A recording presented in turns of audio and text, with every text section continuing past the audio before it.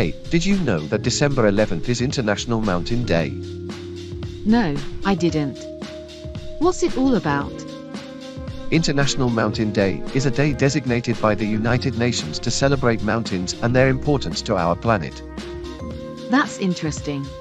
Now would be a great time to like, subscribe, and hit that bell for notifications. Do it now because we don't know how much longer this old man is going to be around. Why are mountains so important? Mountains provide fresh water, energy, and food for billions of people worldwide.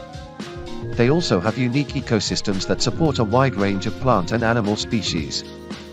Wow, I had no idea. What are some of the challenges facing mountains today? Mountains are facing a range of challenges, including climate change, natural disasters, and unsustainable development practices. That's concerning. What can we do to help? We can start by supporting conservation efforts, reducing our carbon footprint, and being mindful of our impact on mountain ecosystems.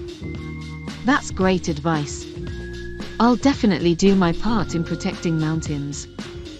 That's fantastic to hear. Every little bit helps in preserving our planet's mountains and the benefits they provide. Don't forget to subscribe.